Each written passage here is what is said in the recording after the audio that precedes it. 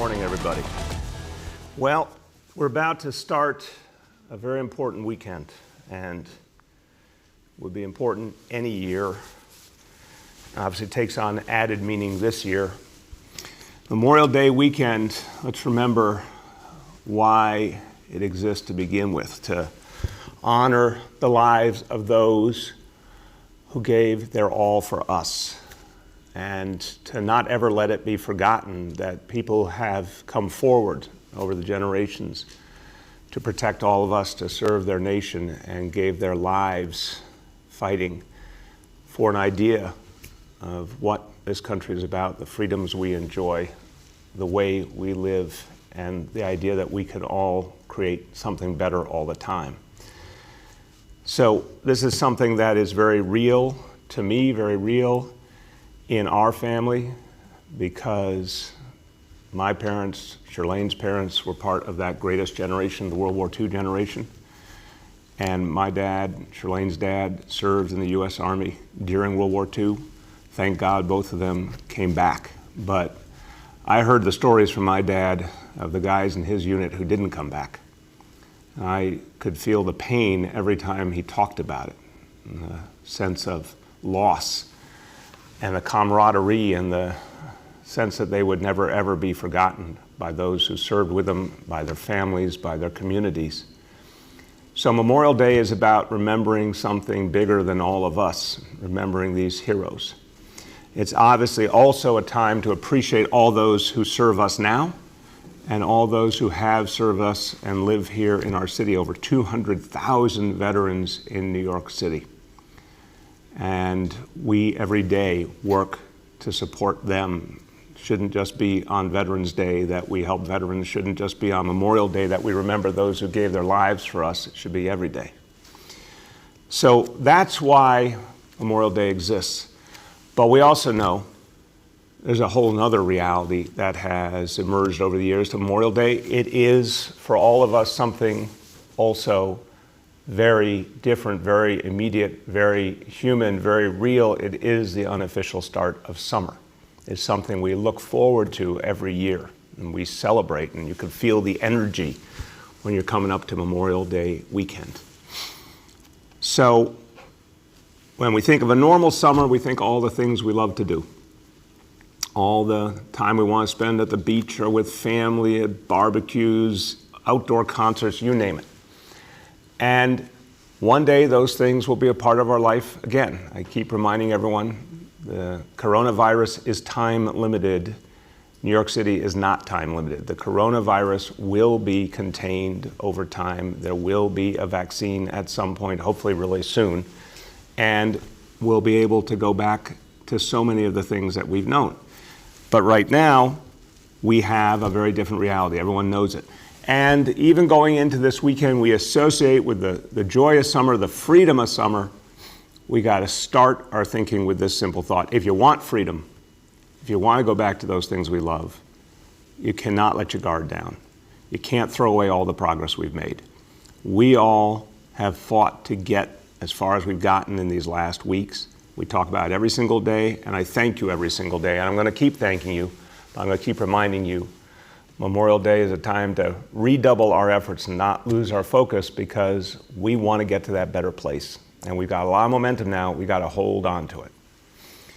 So when you think about it, I know people want to do the right thing just because they want to do the right thing. I know people want to do the right thing because they want to move forward. Sometimes it helps to think about the alternative. If we get a little too loose, we're going to start going backwards. And the last thing we want is more restrictions on our lives. So I'm going to keep reminding you, if we play this right, fewer and fewer restrictions over time, more and more normalcy, more and more restart. If we play it wrong, you go backwards. You play it really wrong, you can go backwards a long way. We cannot let that happen. I will not let that happen. So when you go into Memorial Day, think about the many, many ways you can enjoy it, the many wonderful things about Memorial Day, even in the middle of this crisis, but be smart about how you approach it. So there's going to be a special effort this weekend to help people, to make sure that we do things the right way.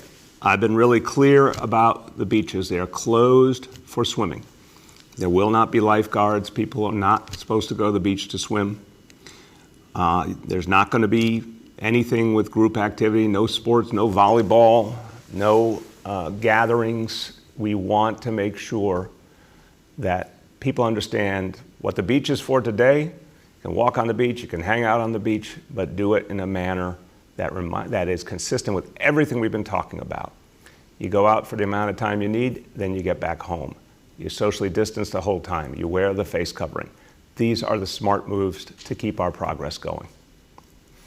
Now, anyone who's unhappy about that, anyone who thinks it's unfair, the buck stops with me. This is a decision I'm making as the elected leader of this city to protect all of us. And I'll tell you something, I've talked to a lot of New Yorkers of all different walks of life, and the number one thing I hear is people want to play it smart, play it safe, move forward, play the long game, not instant gratification, but how do we actually get out of this crisis, get out of this time of restrictions, and most importantly, how do we keep saving lives? So I know it won't always be easy, but I'm going to ask everyone to keep doing what you've been doing. 8.6 million people, one team, one cause, keep devoted to this strategy because it's working. Now, overwhelmingly, we have seen people comply with these rules, overwhelmingly.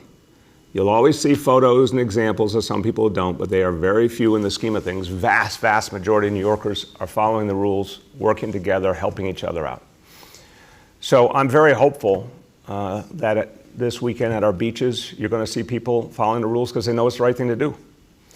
But if they need some reminders, of course, there'll be people out there educating, giving out face coverings. We will have the Parks Department out there in force to get the word out. They've been doing an amazing job, as we talked about earlier in the week. Parks Department has been stellar in this difficult season. They've been out there educating people, helping people. Anyone without a face covering, they go up and say, hey, we can fix this right now. Here's a face covering for free. They're going to keep doing that. They'll have over 150 parks personnel out across the beaches this weekend. And every year, the NYPD has a summer beach detail. We will add to that detail. So it will be hundreds of officers out there. Again, if things are going well, they're going to be in the background. If there are gatherings, if there are people trying to go into the water, Parks is going to take the lead. But if they need support from NYPD, they will have it. So if you're someone who particularly lives in local communities, because again, the last thing we want to see is a lot of people on subways and buses. So when we think about the beaches, it's folks particularly in local communities near the beaches. When you get to the beach access points, there'll be teams of city personnel there, reminding people of the standards we're holding, giving out the free face coverings, counting how many people are going on the beach, checking to make sure that there's the right number of people. We don't see any crowding on the beach. We don't see any crowding on the boardwalk. There are some parking areas. If we see those parking areas start to fill up, they're also going to set limits on that. So the important thing is it's just common sense. You'll know when things are not to the standards that we've been holding all along. That's when Parks Department will step in. If needed, PD will step in.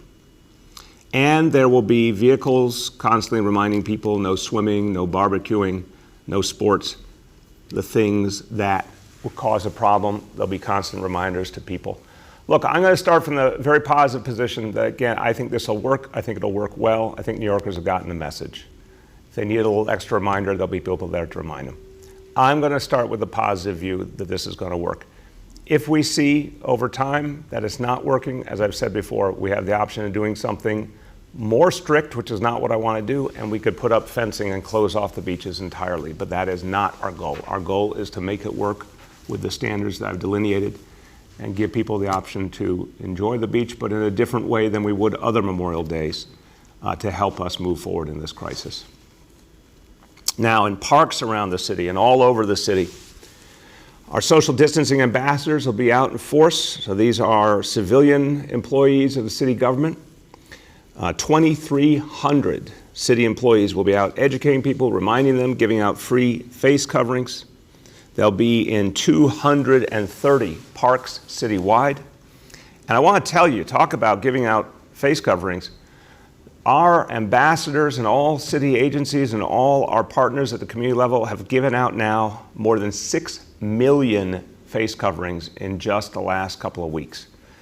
Now originally I said we were going to give out 7.5 million. We obviously want to increase that goal because it's going very well and people are enthusiastic to get the face coverings. So we're going to more than double where we are now. We're going to go to 12.5 million and just keep growing. So long as it's helping people to follow these rules and be safe, we're going to keep giving them out. So right now, the 6 million we have given out will turn into a goal of 12.5 million face coverings. There'll be 50 city vehicles out. They'll have loudspeakers reminding people of the guidance on how to handle things, reminding people there are free face coverings available, etc. Now, a new innovation. It's fascinating. In any crisis, we go through the pain and the challenge, but we also see the amazing ingenuity. I've talked about the people who came up with a way to create PPEs in New York City. The people built a ventilator here, even though none were being produced here. There's amazing ingenuity right now. And right down to the neighborhood level and the block level, people are coming up with ways to keep each other safe and new ways to approach social distancing. And one of the more interesting ones has been the social distance circles. So there's an example right there. The idea of showing people what it's like if you're going to spend some time in the park, how to do it in a way that creates safety and creates the right kind of distance. This is something that, as you can see right there, that's a live action shot that worked. And we want to make sure that that kind of model is used in other places where it could work. So something we never thought of before, came up in the last few days. That's a good idea. We're going to see if there's other places that we should apply that idea. Now, one of the things a lot of us are missing a lot in this city, I can confess I'm missing it all the time, is our amazing restaurants and bars. I spend a lot of time in those restaurants and bars, and I would love to see them back, and they will come back in due time. Normally, Memorial Day would be a time when they're very, very full. People are partying, people are having a good time, but that's not where we're at yet. So I want to remind people that there are clear standards. We're not doing any dining in. I want to remind any restaurant or bar tries that. That is not going to end well. There will be enforcement. There has to be penalties. There'll be penalties. We're going to have teams from our Office of Nightlife and from Police Department going out around the city to restaurants and bars, getting these posters up you see, reminding people that the idea is if you go to a restaurant or bar, it's for takeout, keep moving, or of course you can get delivery at home. We're not doing congregating, we're not doing gatherings. We want people to keep moving, observe social distancing, stay safe. So the message is as simple as it could be. Take out, don't hang out. I want to give credit to the writers of this slogan because it's pretty damn clear. Take out, don't hang out. We do not want to see people trying to create de facto outdoor seating or de facto parties. We'd love it, but we can't do it. It's not safe. So want to keep people moving along, make sure that we stick to the standards that are working. So you will see, in places where we've had some problems, you will see the presence of the police department and other agencies just going around to bars and restaurants, checking in. Any place we had a problem last weekend that will be particularly present. I know the Upper East Side was a focal point. You'll see some real presence there. We'll also have the Office of the Sheriff out in 9 parts of the city that are particularly bar heavy. That's the exact wording they gave me, bar heavy. Just making sure that we don't see crowding and we don't see things that would undermine the safety of all New Yorkers. So the rules are pretty clear, and we want people to enjoy themselves, but we want to get out of this crisis. And every single time that people don't follow these rules, there's a chance that the disease spreads. And every time they do follow the rules, we're pushing the disease back. It's as simple as that. Now, another great way to be outside is our open streets. And this has been a new initiative. Again, thanks to our colleagues in the City Council. Great idea that now that we have sufficient enforcement capacity, by the way, a lot of our city agencies are almost back up to full personnel, NYPD especially, almost back up to the full personnel levels it had before the coronavirus. Now we have that sweet spot where we can do the open streets, keep them safe, make sure there's enforcement when needed, and allow people to enjoy it especially in strategic locations where it's going to help avoid crowding parks and other areas where it's important to have them. So I've been off to a great start, and today we are announcing a huge expansion. So far, there are over 31 miles of open streets and bike lanes. Tomorrow, we will open over 13 new miles of open streets across the city. So you'll see the exact locations. We have 1.8 miles managed by local partners, local organizations that we're working with closely to keep them safe and keep them effective. 8.8 miles supported by local precincts working with the community. 2.7 miles of park-adjacent streets. All of them open tomorrow, and will bring us to a grand total of 45 miles of open streets. So this now means that we have more miles of operational open streets. Organized, protected, enforced. We now have more than any place in this nation, I should say, because we have found a model that works. And it's very, very gratifying to see the way everyone's worked together. And it's something that people can enjoy, and we're going to keep building on it through this crisis. Okay, now, another important point is to think about how, as we move forward, we learn lessons and how we keep people safe. And we're constantly looking at what's happening and the right way to do things. So we have been, all of us, dealing with uncharted territory these last weeks. It's kind of stunning to think we've been doing this for a little more than 10 weeks. It feels like it's been a lot longer than that, but this crisis came on so suddenly, and we've all made a lot of adjustments. And we had to figure out the right way to get our standards understood by people and acted on by people, the right way to enforce, but also the right way to stand back and let people figure out how to do it themselves and let communities step forward in terms of educating people, helping make sure there's social distancing. The best of all worlds, of course, is when people are bought into something, believe in it, and when the leadership comes from their own community. Enforcement is something we want to do only when absolutely necessary. So we obviously, a week ago, changed the NYPD approach with the focus only on gatherings. But for the day-to-day work of educating people, reminding them, giving out the face coverings, really getting people to feel why it's so important. Of course, we have our ambassadors. That's a wonderful group of over 2,000 people, as I mentioned. But we want to go farther, and we want to take this idea down to the grassroots more, to the community level more, make it more of and by and for each community. So that idea, community-based solutions, is what animates the next thing I want to talk to you about. I had a remarkable conference call, video call with leaders of our Cure Violence movement yesterday. And these are folks who have, in the last few years, folks in the Cure Violence movement, also known as the crisis management system, have rewritten how you fight violence from the grassroots. It's an idea that's been around for a while, but in the last few years in this city, it has blossomed. And these are extraordinary people from the community, of the community.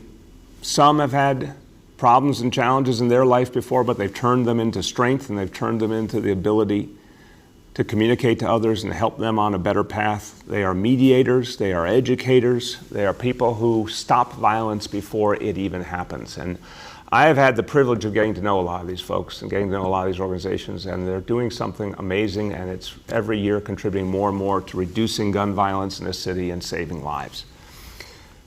So as a result of this conversation yesterday, we agreed that it made sense for the Cure Violence movement to step forward in this moment of crisis and play a crucial role at the local level, now fighting the coronavirus just like they fight gun violence every day.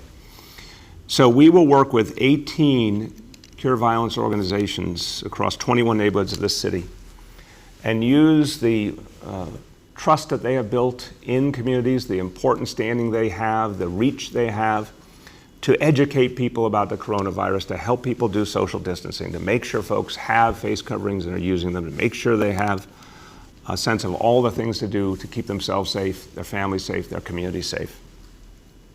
This is a very exciting new initiative because it is the best way to move people when it's their own neighbors helping them to understand what will keep them safe. And I want to thank everyone in the Cure Violence movement, the crisis management system, not only for what you do every day, and you're still doing that crucial work of stopping gun violence right now, but for this new initiative that's going to expand your work further and help you save lives in a new and different way. And we're so appreciative for this partnership. And speaking of partnership, some of the best partners the city government has is our nonprofit organizations. Our nonprofit and social services sector does so much good for New Yorkers. We depend on them all the time. We've put together an advisory council to help us think through how we restart, how we support this sector. These folks who really, people are depending on more than ever. And these are nonprofit organizations. A lot of them are hurting right now. They need special help, special support. That's what the conversation was about. Talked last night in detail with them. I've gotten to see this work up close over years and years. What you see there is an example from Bed-Stuy, from the Campaign Against Hunger, which I visited a few weeks ago, the amazing work that Dr. Melanie Samuels and her team and her volunteers do to feed people in central Brooklyn. They didn't wait for the government to tell them this was important to do. They started something at the grassroots years ago, and now they're doing twice as much as they were doing just a few months ago to feed people in Brooklyn who need help. This is one example. There are so many more. The folks who work in homeless shelters and in organizations that help our children, settlement houses, I mean, you name it, a broad range of community-based organizations.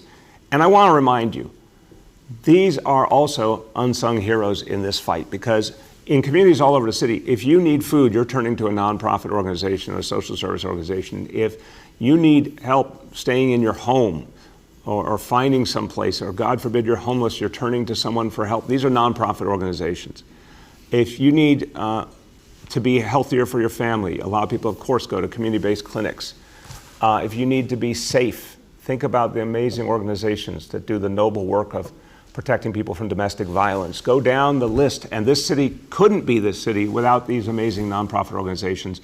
We have more and better and bigger in this city than anywhere in the country, by far, and it's part of what makes New York City great. It's part of why we've made the progress we've made. And I want to offer my thanks to everyone who works in our nonprofit organizations serving New Yorkers.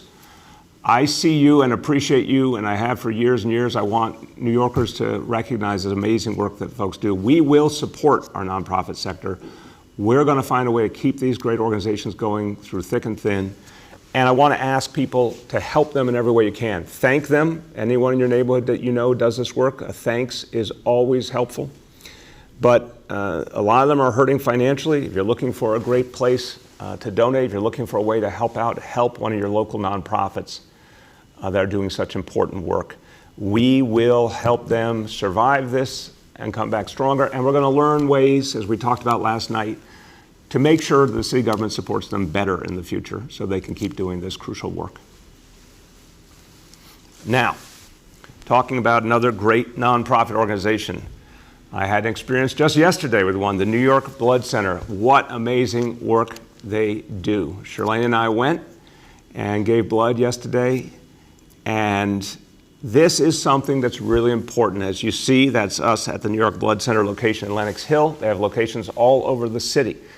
And we need help. Let me give New Yorkers a goal, and we'll keep track of this goal with you. I'd like to see 1,000 New Yorkers a day give blood through this crisis to keep the supply up, to make sure we can protect our fellow New Yorkers. And I know people want to do something positive. I know people want to contribute. Again, this is essential. This is a reason to go outside and travel to get to one of these locations. Shirlane and I went in there, and there you see all the locations around the city. We went in there yesterday. It was actually a very positive experience because the staff is amazing. They're positive. They're upbeat. They want to help it, make it a good experience, and they know what you're doing is so important, so they let you know how important it is. And I want people to recognize that you can make a big difference by giving blood.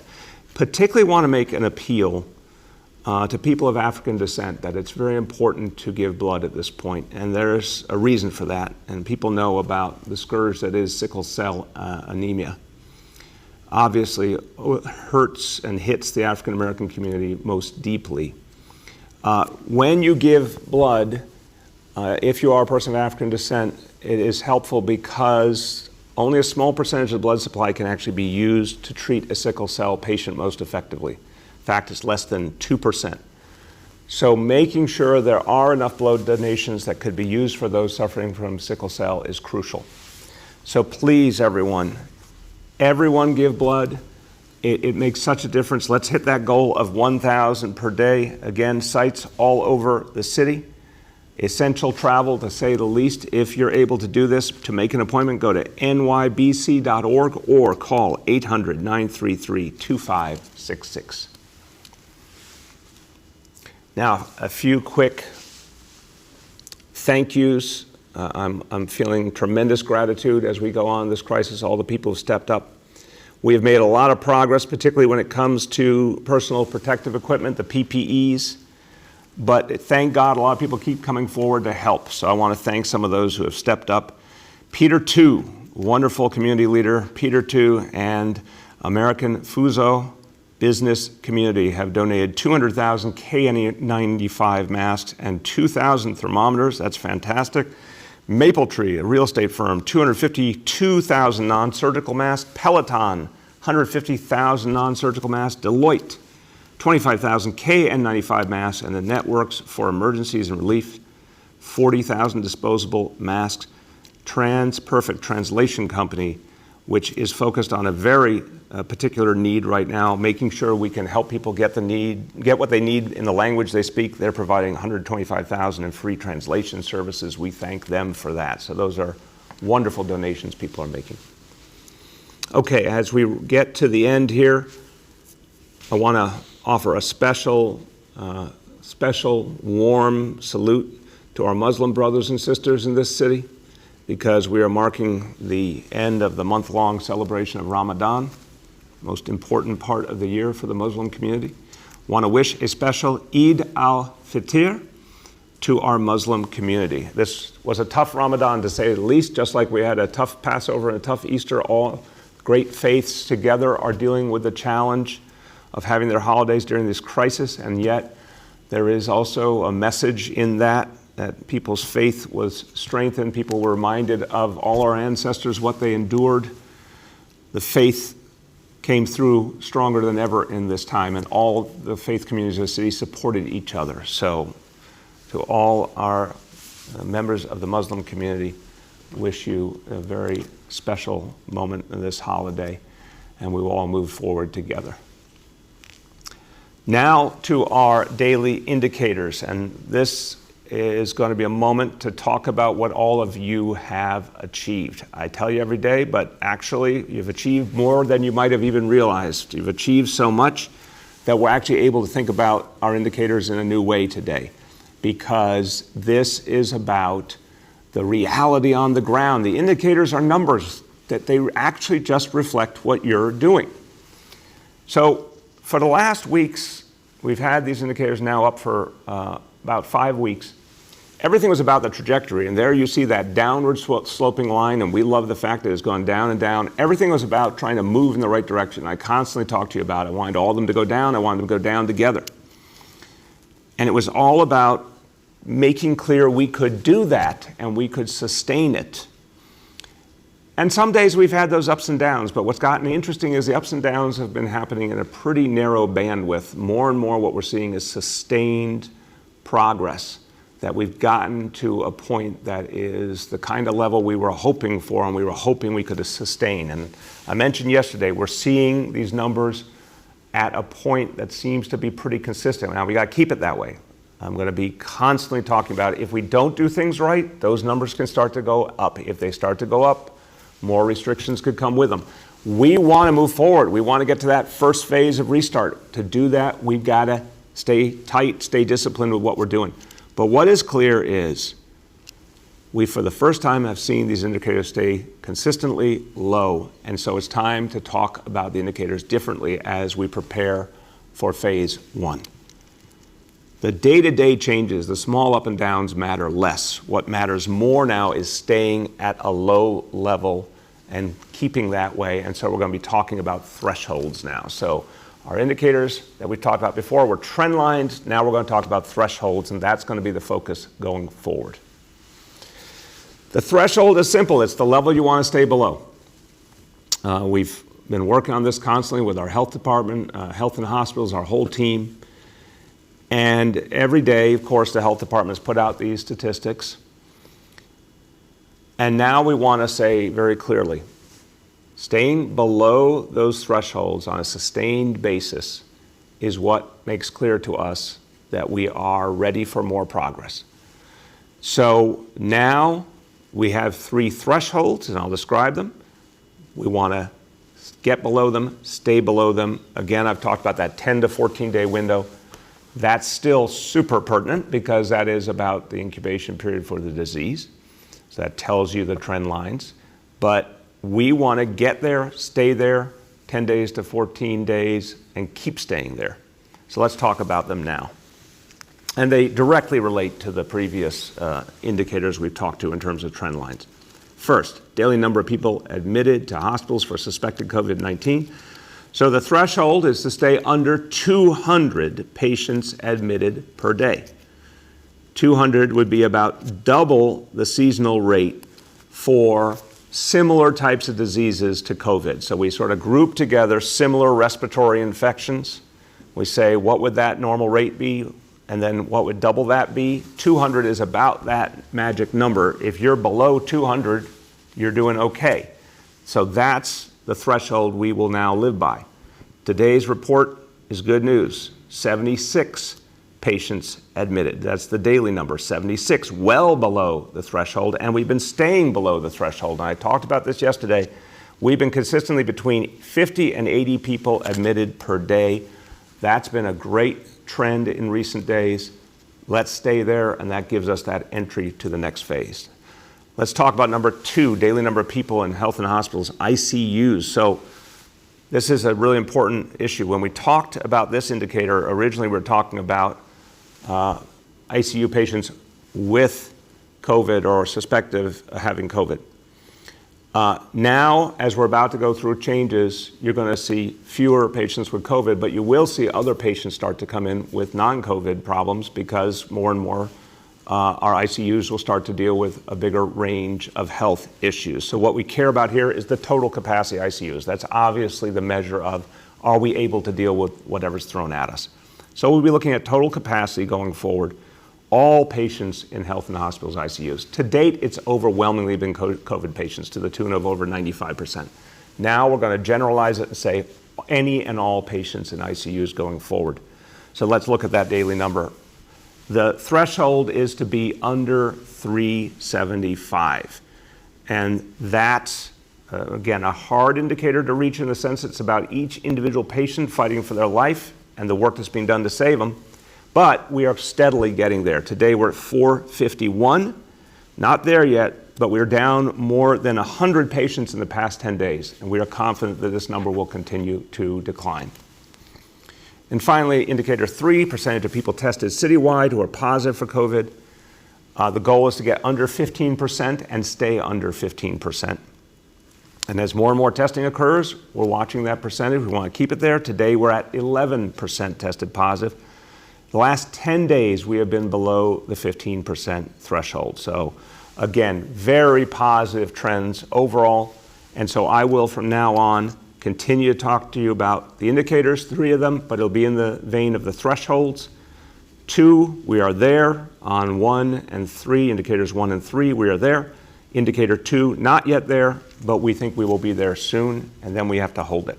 So this is all about everything you've been doing and about keeping up this progress, but I want people to see the fruits of your labors. You've gotten to this far, now let's keep going. Okay, a few words in Spanish. Este fin de semana de fiesta va a ser como ningún otro en la historia de nuestra ciudad. Los neoyorquinos se deben mantener seguros y deben recordar todo el trabajo que costó para llegar a este punto.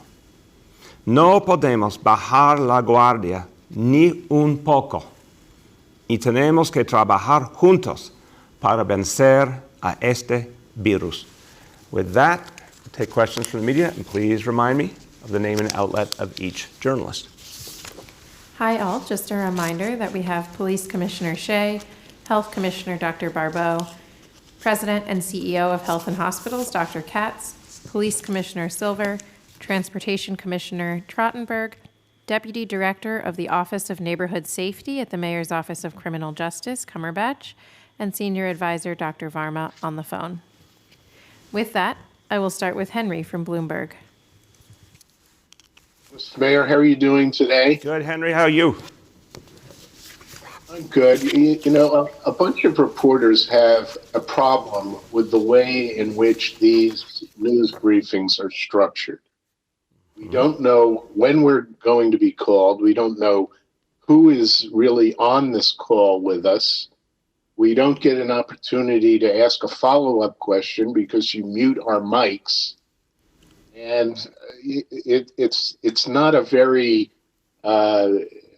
productive way to conduct these news briefings from our point of view. We've had discussions with your press office about this. We still haven't seen any progress about this. And today in particular, when we see that you're moving the data criteria to a different kind of data, and we're looking at these graphs and they're not explicit in the numbers that we're seeing on these charts, it's extremely frustrating to a lot of us that we're in this mode of communicating with you. And I think that I just felt compelled to bring up these issues and see if we can't get them resolved. A lot of times you misunderstand our question or you don't directly answer it, and we don't have an opportunity to follow it up. So I just wanted to raise this issue and hope that that we can resolve this with your office. Thank you, Henry. Let me just say on that, and then if you have a question on the matters at hand. Yeah, I think, and I've talked to a lot of New Yorkers about this, that people have found these daily briefings extremely helpful and informative, and that I think you guys have asked a lot of really pertinent questions and has led to a very helpful conversation and a lot of clear answers. But I'm happy to talk to you about it. I'll give you a call and we can talk through if there's other ideas to think about. I'm not going to respond right now because obviously we're in the middle of doing this, but let me happily talk to you about that and we'll think about it together. Now, do you have questions in the here and now? Well, my question is basically, it's very similar to the questions that a lot of us have been asking over several weeks, which is, as the data indicates that people have stayed home, they've sheltered in place, the numbers are going to go down as people hunker down. But as soon as we relax these numbers or relax these restrictions, the numbers of cases will invariably go up as long as the virus is present in our population. We know this. You know this. So the measures of declining caseloads, all they mean is that our hospitals have more capacity to handle new cases. Okay, Henry, I want to just do a little time check. We do have a time limit here, so could you just tell me what you're trying to ask? My question is this. In light of these numbers going down, how do they promote the opportunity for New Yorkers to get back to some semblance of normalcy in restaurants, in construction, in commerce, right, in retail? How is it, when is the point at which New York can begin to maintain some semblance of normalcy? Right, Henry, let me, again, we got a lot to cover and a lot of people waiting to ask, and I obviously have other things I got to do as well today, so let me cut to the chase here. We talked about the last few days very clearly. Right now, again, if we keep doing the work we're all doing, 8.6 million people, if we do it right, if people stick to the plan, stick to the guidance, we will move to phase one in either the first or second week of June. I said it yesterday, clear as a bell. I'm saying it again today. Now, we got to get there, which means people got to stick to the plan. but that is where all of our indicators are pointing. That is where the state indicators are pointing. And phase one is clearly delineated. It is manufacturing, construction, wholesale, and curbside pickup retail. We will have a lot more to say on how that will work, on any specific restrictions or standards within that, on what it means for mass transit and how to address that. There's a lot of pieces we will be putting together. And I expect to be explaining a lot of that over the remaining days of May before we act in the first or second week of June. But that's where everything's lining up. These standards right now, we are in a very good position on two of them and confident on the third one, the ICUs. And if we stay below them, that is a sustainable level. I hear you when you say it is inevitable there might be some growth as people do more, but our job is to really keep that as limited as humanly possible and keep it within these thresholds. So even if there's some increase, to keep it very limited so we can stay under these thresholds and then move from phase one to phase two, et cetera. If we can't stay under the thresholds, we have a problem. Did I miss something there? Well, we've heard about June. We haven't really heard the specifics of what will be open and how we will begin to see life in some sense of normalcy. Henry, again, so I'm going to conclude on this, and again, we will have a conversation about any ways that we might be able to improve these press briefings. But I'll just put a coda on it again. And then for your colleagues, we're going to continue where we are now until we make an alteration if we do. So for everyone else going forward for the rest of this press briefing, you get 2 questions up front if you want to use them. And Henry, to conclude, the fact is that we've given you a timeline. We know the types of industries. We're talking to folks in those industries. That's why we have the advisory council to figure out, and beyond, to figure out what's going to work for them. We have time between now and when we actually make the announcement to answer some of the outstanding questions. That's what we're going to do in the rest of May. We will get into the first or second week of June and then tell people when we've gotten to the point that we can make the move. So we're going to definitely be leading into it, but there's still work to be done to perfect those standards. So I've told you everything I can tell you today that is settled. As each additional matter becomes settled, we'll announce it. Next, we have Katie from the Wall Street Journal. Hey, good morning, Mr. Mayor and everybody. I'm curious if you could expand and explain a little bit. I'm confused. Doesn't mean that this isn't not confusing. Maybe my brain is just fried. But so previously with the daily indicators, the city needed 10 consecutive days of daily indicators all moving in the right direction at the same time. So could you explain a little bit more now about the thresholds? And then secondly, for a fun question, what's your favorite beach in New York City? Coney Island, unquestionably. I think I love Coney Island for so many reasons. I love it because of the history. I love it because of the culture. I think it's one of the, when we get back to the time where people can visit from outside New York City, one of the places I try to always bring them, if I only can take them a few places, is Coney Island, because I think it exemplifies so much that's good about New York City. And it's an ocean beach. I mean, it's a beautiful beach, let alone the amusements, everything else. So far and away, God bless the other beaches, but far and away, Coney Island.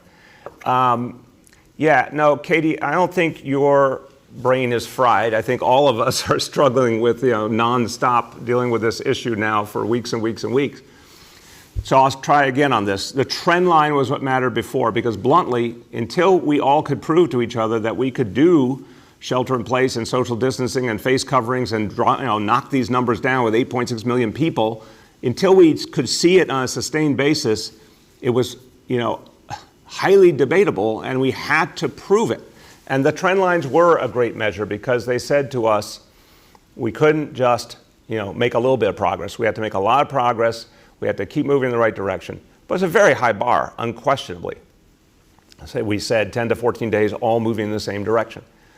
But we then realized in recent days that with 2 of the 3 indicators, we were below the threshold we would need to be at on a long-term basis. In fact, in the case of the hospital admissions, We were even below, in some cases, the days that we had seen in previous years for similar respiratory diseases.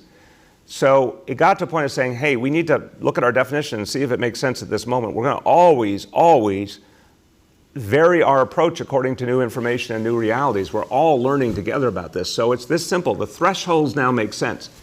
This is a standard. If you just think about it in this sort of common sense way, if you could stick to these thresholds for June, July, August, September, October, this year, next year, you would be fine. I mean, you still would be fighting this battle. And we want to save every single human being. But in the sense of the city as a whole, if you were at these levels where so few people were having to go into the hospital each day and so few people in the scheme of things were in ICUs, your hospitals would be safe, your ability to protect people and serve them in the hospitals would be safe, and the number of people being affected would be very small in the scheme of things, and we would be in a position to keep deepening our restart. So that's why we believe these are now the SMART standards. It's a measure of improvement, Katie. It's a change for a reason. It's because actually things got better and kept better for a meaningful period of time, and people did it right. We got to keep doing it right. And if we see those numbers start to go up and we start to approach those thresholds going too far up, we're going to call that out distinctly and talk about whatever changes we need to make. Next, we have Juliet from 1010 Wins. Well, hi, good morning, Mr. Mayor. How are you? Good. How are you, Juliet? I'm fine. And thank you for the acknowledgement yesterday. I think we're all there to help, and I'm glad it's working out. Thank you. So my question is, oh, sure. My question is, as far as this weekend is concerned, can people physically sit on the beach with a chair or a blanket, or is this just walking? And if you can't picnic or barbecue or go to the playground in the park, what can you do there? And my second question is, what are your plans for the virtual graduation ceremony? Excellent. I spoke to the chancellor and his team on the virtual graduation just a few days ago, and we're going to have more to say on that. Typically, as you know, Juliet, these kind of celebrations happen third or fourth week of June. So we're talking about, we have a lot of kids who would be graduating normally in June. There's a lot of kids who also do graduate in August. So we're figuring out how to do that, how to balance and reach each group of kids. But we will have announcements on that, I'd say the next week, maybe 10 days, something like that. And then on the beaches, you can walk, you can sit down, you can bring a chair, you can bring a blanket, but you have to follow the same concepts.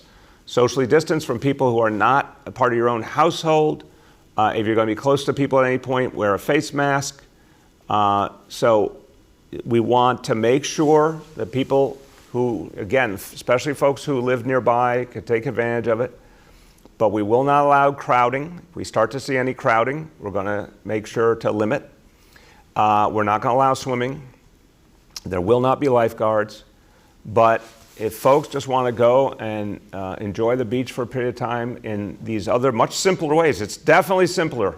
We don't have all the things we used to have at this exact moment. If you just want to take in the simple beauty of the beach, it's there for you. But with a lot of good watchful eyes from the Parks Department and the Police Department. Next, we have Rich from WCBS 880. Hi there, Mr. Mayor. Happy Memorial Day weekend. Thank you, Rich. And just wondering, given these new indicators, the thresholds you speak of, how long do they have to hold till you can pull the trigger on an announcement, if you will? And by what date would you like to make a definitive announcement, or do you have a date in mind? And also, what are your Memorial Day plans? Well, I would just say to you, Rich, like everyone else, I wish I had more elaborate Memorial Day plans. We used to go with the kids every Memorial Day to see their grandma who lived up in Vermont, Charlene's mom, and Memorial Day was like a really special time of year and family gatherings. I don't have any particular deep family plans this year. We're keeping it real simple. As I said, I think people are learning to appreciate their neighborhood and just stay local in their neighborhood and appreciate a lot of things in the city that maybe they didn't recognize before. So we're going to be super simple, super local. And then on your question about timing, so to me, Rich, I'm just looking at these numbers. I'm looking at the consistency of them. I'm looking at our indicators, the state indicators. As I said, everything's pointing to either the first or second week in June. I don't have a preferred day like I must have it by X day. I want it to be the day when we are convinced we're there. Every day sooner I want, of course, in terms of restarting the economy and getting people to start back towards their livelihoods. But I'm all about the health and safety. And I'm playing the long game here. I want us to get it right. I want us to move into phase one and sustain it. Sure, there might be some setbacks, but I don't want the big setbacks. I don't want the boomerang, and that's what I'm guarding against. So the day, it's an organic thing, Rich. The day that we can do it safely is the day I want to go.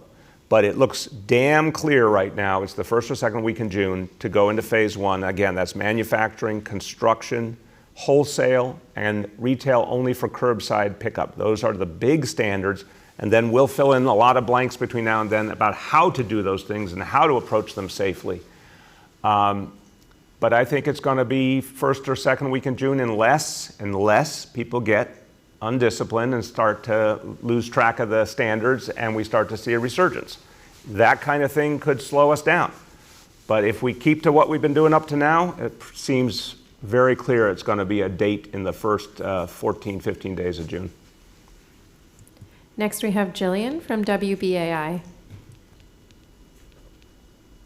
Hi there, Mr. Mayor. I have to agree with you on Coney Island, if only for that classic New York City film, The Warriors.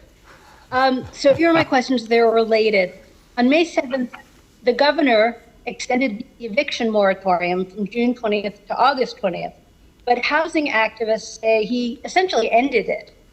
He's put the onus on tenants, making things much more difficult. There's fewer protections, a lot of confusion, and little guidance.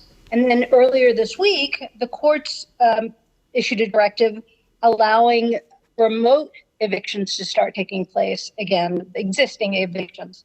So my questions are, what is the city going to do regarding things like the right to counsel? Because you're going to need it again. And the second is there anything in plan for commercial tenants who have fewer rights than housing tenants? Because there's already an eviction crisis going on that preceded the pandemic. So those are the two questions. Thank you, Jillian. No, those are great questions, and I thank you for that. So no, I don't think there should be any evictions. So let me start with principle. I don't think there should be any evictions during this crisis, and I've said there should be at least a 2-month window after this crisis. And I don't think, and I appreciate that the state extended the moratorium, I really do, but I want them to go farther. There's no schedule that says we will be done with the coronavirus crisis by August. I think we could be greatly improved by August, but we're not going to be done. So until we are really substantially back to normal, there should not be evictions. Whether they are commercial or residential, there just shouldn't be evictions. It doesn't make sense in the middle of the worst economic crisis since the Great Depression to be evicting people.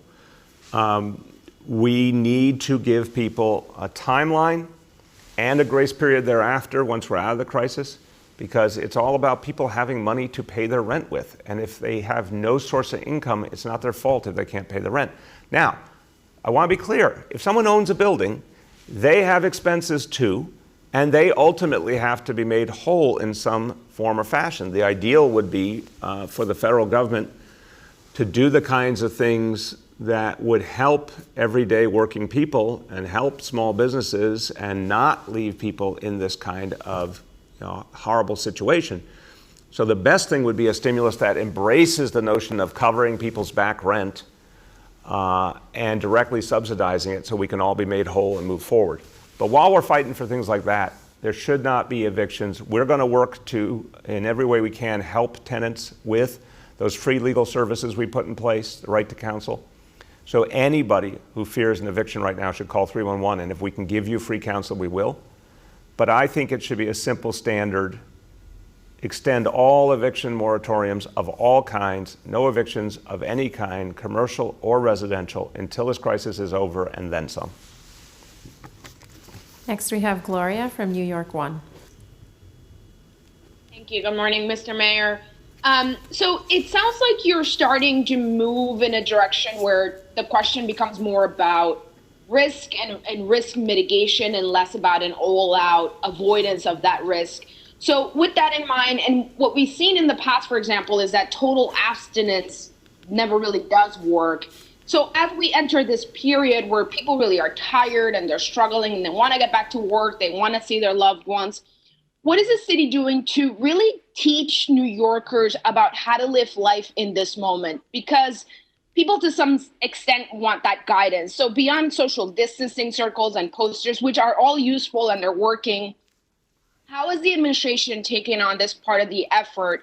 What are some of the things that New Yorkers could look forward to? And for example, have you considered using the color system? We saw this post 9/11 where the city would issue a warning if there was the possibility of a threat, we would be in red or yellow. Have you considered doing something like that, say, if there was an outbreak, that you could tell New Yorkers, okay, right now we're in a red zone, so people would know that they have to kind of put up their guard even more than they have been doing as we start doing this reopening thing?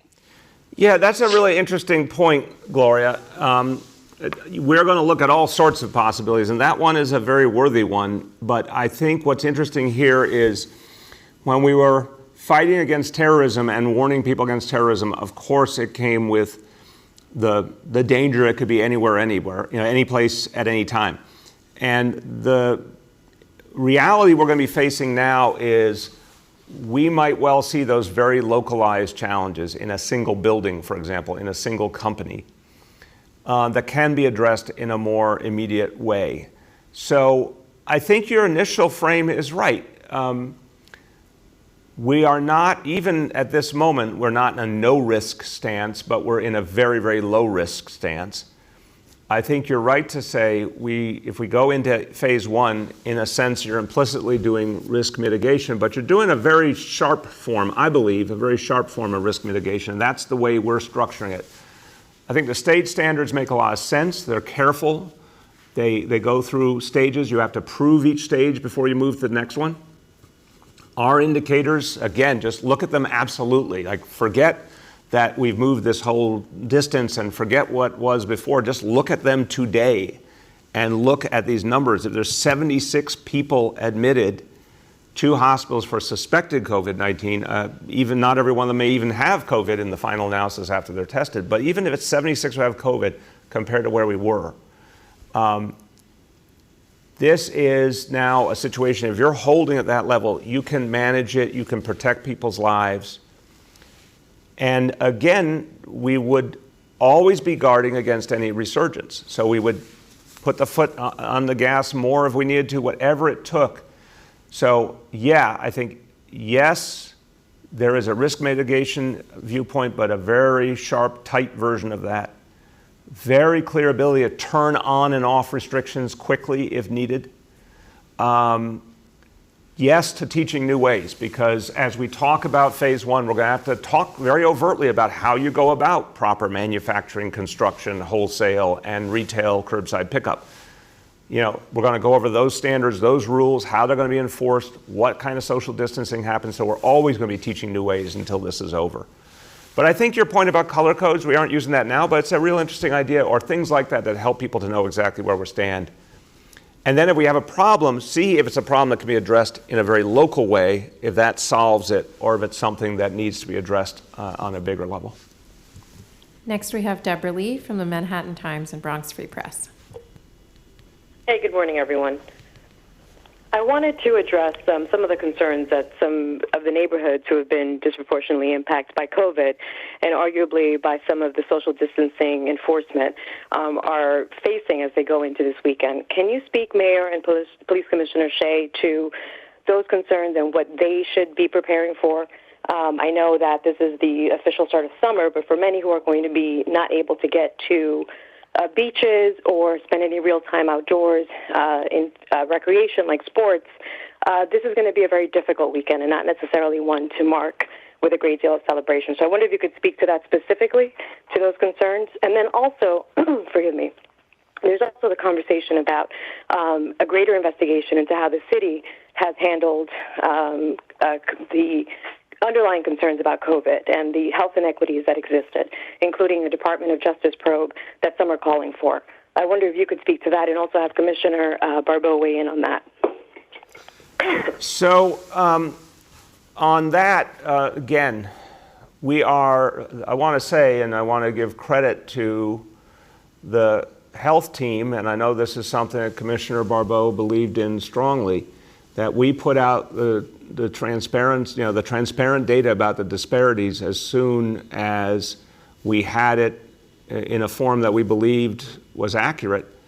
And very soon after the absolute height of this crisis, when all of our energies were going into just trying to save our healthcare system and save as many lives as possible and keep the healthcare system from collapsing. So, Deborah Lee, I feel strongly that we did that in very close proximity to the absolute high point where everything was all hands on deck. And then as soon as we were able to confirm that information, we started talking about it openly and started acting on it with the community-based testing, with the outreach initiatives, the advertising, the focus on the community clinics, the telehealth, all of the things to get more deeply into the communities that were most affected. So I think it's really clear that especially given all of us and that we came here to fight disparity, when we saw it, we immediately turned our energies to addressing it, and we will for the long term. And that is what our Fair Recovery Task Force is focused on, our internal working group, city leaders, city government leaders on inclusion and equity. So much of the effort that will be engineered in the days to come will be about addressing these fundamental disparities and using this moment, despite the pain of the crisis, to also find the transformation in the crisis and change the city profoundly in terms of addressing disparity in general and particularly healthcare disparities. So that's underway. Any part of government that's looking at the situation, I'm quite certain there'll be different reviews, and that's understood. But we're not waiting on anyone else to review the history or assess from their own perspective. We already are acknowledging unacceptable disparities and acting on those disparities. So let me turn to Commissioner Barbeau, and then I'll come back on the weekend and social distancing and all, and speak to that, and then turn to the Commissioner. I also want to get Eric Cumberbatch into this in a moment to talk about the cure violence piece. So first, Commissioner Barbeau, do you want to speak to that? Yes, sir. And thank you, Deborah Lee, for the question, because, I want to just start off by saying that I appreciate the issue that you're trying to bring out. And I couldn't agree more that the fact that Black and brown New Yorkers are dying twice the rate of white New Yorkers is alarming and distressing. And we are committed, as we have been committed during the course of this administration, to addressing those underlying drivers. The reality is that during this response, we in the health department did something that really was unprecedented. We released data before it was fully complete because we saw an emerging trend with regards to Black and brown people being more affected. And we didn't want to wait until the data was 100% completed. We saw the trend emerging and we didn't want to wait. And so, I think that as the mayor alluded to, there will be ongoing initiatives, there will be ongoing reviews. I think the important point to note here is that these disparities in outcomes have really been, to a great degree, a product of decades of disinvestment driven by structural racism. And even though this administration has really been quite in the lead about reinvesting in our communities, the amount of money that the mayor has put into the public hospital system, the amount of money that we have put into MWBE, all of those investments to try and do decades of structural racism, I think only take us so far. And so, the sad reality is that in spite of our efforts, there has been this disproportionate impact on communities of color. And it really is a call to action for all of us that as we emerge from this public health crisis, we do it with a racial equity lens at our center. Yep, exactly right. And also, I think Dr. Barbeau is making a crucial point. Deborah Lee, we're going to get you an updated number in the coming days, but a few years back, Juan Gonzalez did an analysis and talked about the billions of dollars that have been transferred, wealth redistribution that have been achieved through initiatives like pre-K and the affordable housing efforts and paid sick leave and so many other things this administration has been focused on. And that number has gone up quite a bit, and we need to give you an updated number. To Dr. Barbeau's point, nothing like that's ever happened in New York City history, and yet it's still not enough. So there's a lot more redistribution that has to happen. There's a lot more transformation that has to happen. What we intend to do with all the different platforms I talked about, led by our Fair Recovery Task Force, is talk about much deeper changes that need to happen in this city. But that is just a beginning. I have said so many times I can't count. You cannot change New York City just from within New York City. Obviously, we need the state government to be a part of this, and even more so the federal government. If we had universal health care in this country, we would be having an entirely different discussion about disparities. If we had the kind of affordable housing programs we need, the kind of support for public housing we need, we'd be having an entirely different discussion.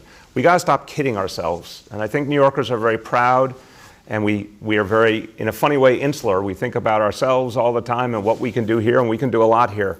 But you know what? They say no man, no woman is an island. Well, no city is an island either. And if we're really, really going to deal with these disparities, it means maximum transformational effort in New York City, but also getting real about how much has to change at the federal level.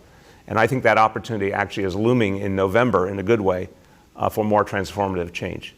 On the question of folks being out and about this weekend in their neighborhoods, and obviously with restrictions and not being able to do a lot of the things they would like to do, it will be difficult.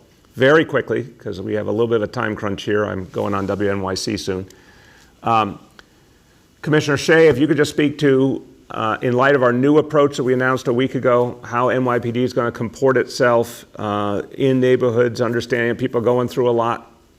And then I want Eric Cumberbatch to just jump in briefly and give people a flavor of, as the Cure Violence movement starts to get more and more engaged in taking the lead on social distancing, what that's going to feel like at the neighborhood level as well. Commissioner Shea first.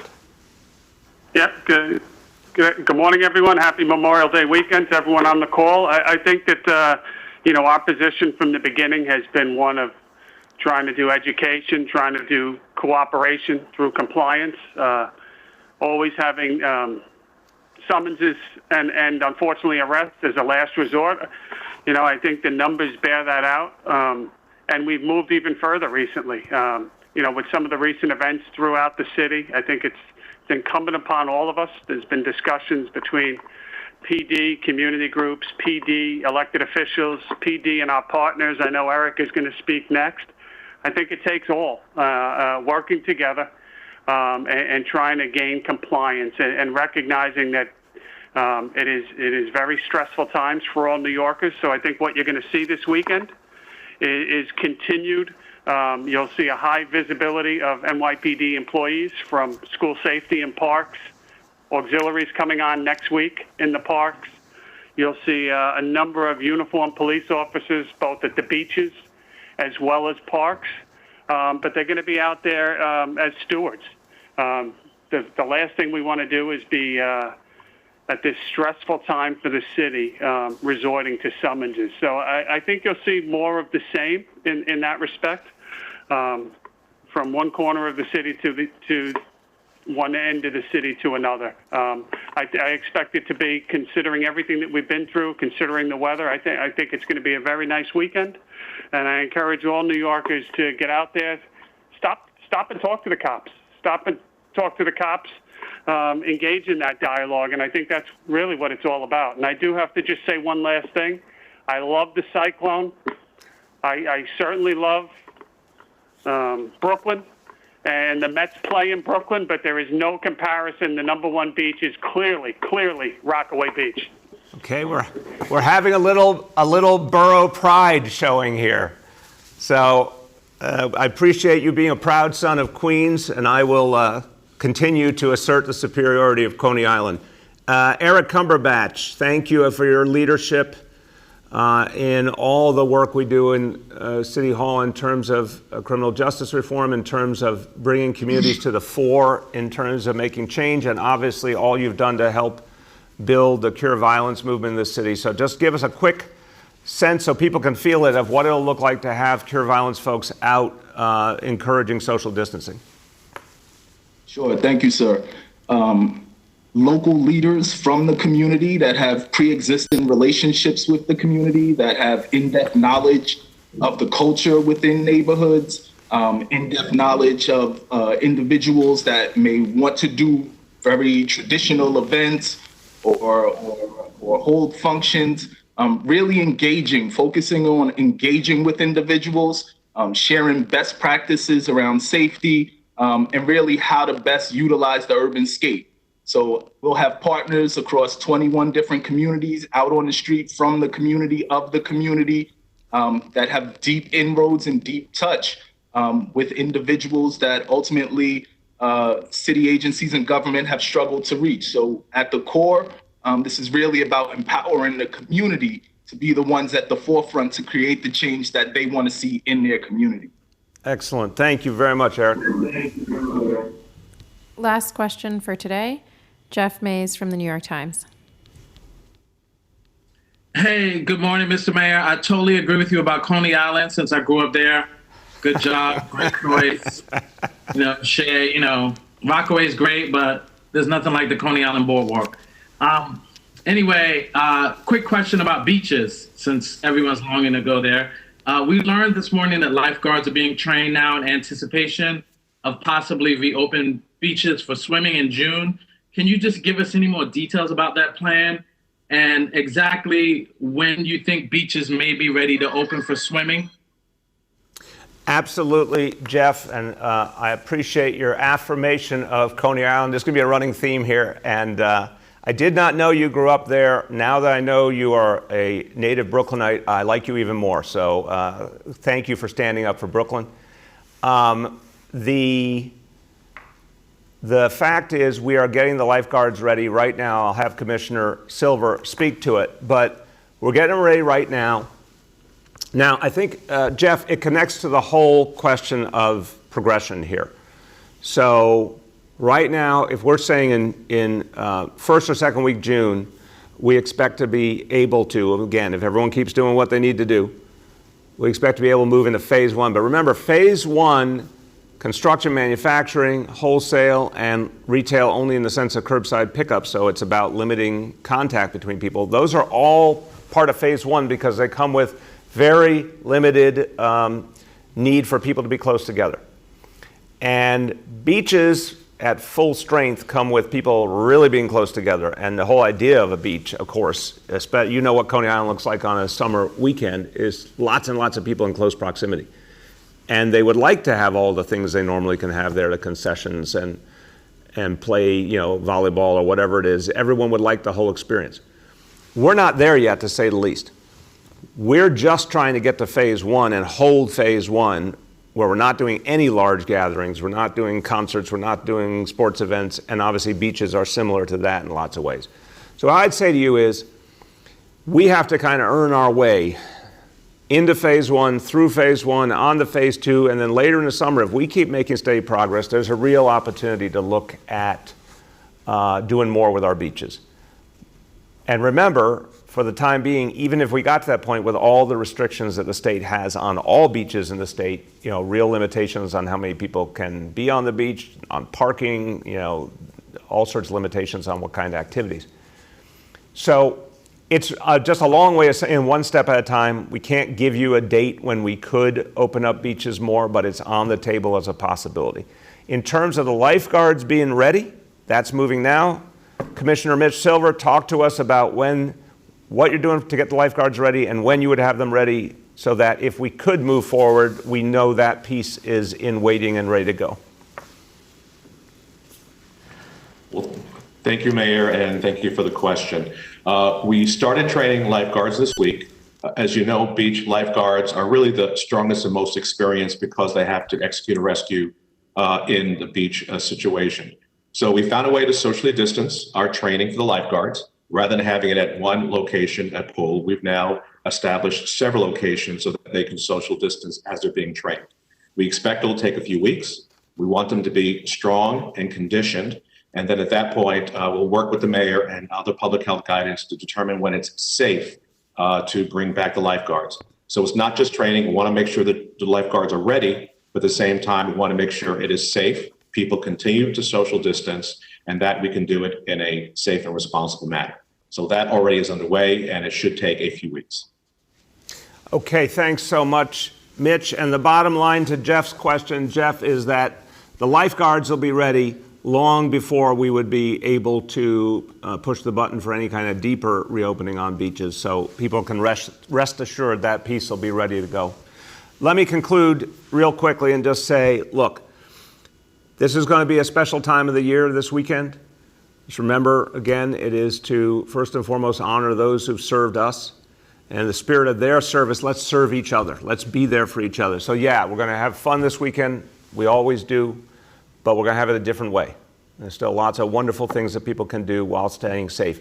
But remember, right now, we're talking about we are just a few weeks away from a big step forward in this city. If we can hold, we can get below these thresholds, stay below them consistently, we're going to go into phase one. We're going to start the first process of reopening.